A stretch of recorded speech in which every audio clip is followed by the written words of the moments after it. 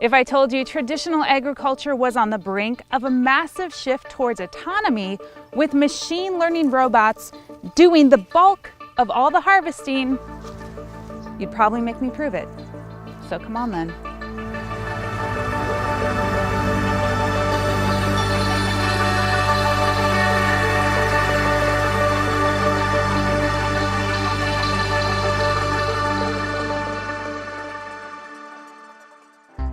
Say hello to a robot designed to scan and test conditions of corn, a lettuce harvester that autonomously slices with water, a robot that hoes a mean row, a robotic arm to pick apples. You get it.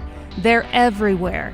But as cool as these are, many are still in very early research or development. Your tip-off was the computer on the field. They are not as dust-proof as you'd hope. We're in the lab at Blue River Technology to talk about its farm bots, the first being a computer vision-based field machine designed to weed lettuce rows. It got its start because thinning out lettuce rows is normally a labor and time-intensive process. They want to have a plant about every 10 inches so that a lettuce head can form. If you put them any closer than that, the plants grow into each other, and actually they deform the heads, and they can even end up killing each other in the process of trying to grow. I feel like vegetarians especially should know that even lettuce is a killer. I feel like that's important information. But anyways. A few years in, Blue River has gained a few rows on its machine as a service weeding bot and has a solid market share, charging about $165 per acre. Somewhere around 10% of the lettuce being produced in the U.S. is produced by our machine. So it's a pretty significant amount. The bot is used around Salinas, California, which is important for lots of reasons. If you recently ate celery, lettuce, spinach, or carrots, it probably grew right here. There are something like 400 specialty crops grown in the state. California grows the raw food people eat, not so much the crops grown for animal feed or a lot of processing. Let's leave the Midwestern plains out of this for now. A former mayor of Salinas based his whole economic plan on coaxing Silicon Valley down to the Salinas Valley, partly because it's so hard to fill farm labor vacancies. Because of that, I certainly think over the next 10 years from now, I think we're going to be looking at a lot more automation. So what we view it as, one, these are important steps to preserve a domestic food supply, local economies. But the interesting thing is these machines are more sophisticated. So you're going to talk about a new workforce, higher skills, higher wages. So I think in agriculture's case, you're really talking about a new collar economy.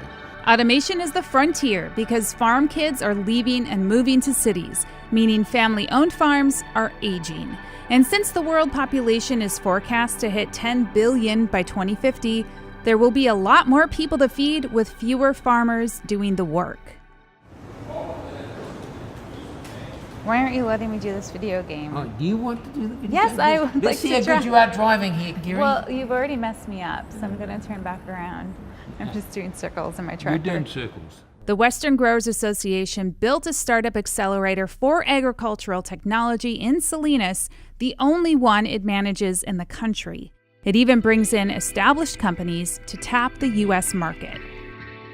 TrackMap is one such company, is based out of New Zealand, and offers a software and hardware setup that lets big operators check in on whether the right fields were treated. Farmers have always been innovators, not always seen by people outside of agriculture, but there's ongoing innovation across the board and always has been. And just like every other industry, there are early adopters and there is the middle of the road and there are people who come in late. But what I think I see happening in particular at the moment is the worldwide shortage of skilled and semi-skilled labour in agriculture is driving growers. They can't continue doing what they've done in the past. Which brings us back to the traditional hand rearing of vegetables and fruit. It turns out solving for lettuce weeding is only fun for so long. You are looking at Blue River Technology's first field test of its new crop spraying robot in Texas. The company's AI and machine learning software is able to recognize weeds and cotton plants distinctly, then apply chemicals to only the weed, not the entire field. In case you didn't know it, that would be a huge change for agriculture. Huge. A tremendous revolutionary way of thinking about agriculture. It reduces the amount of inputs. In the case of herbicides, by a factor of 10. We can do more or less the same thing in insecticides and pesticides. We can save on seed costs. We can save in the impact that we have to the environment. Right now we are, frankly, overusing chemistry. We are using about 80% of the chemicals we use don't end up in the right place.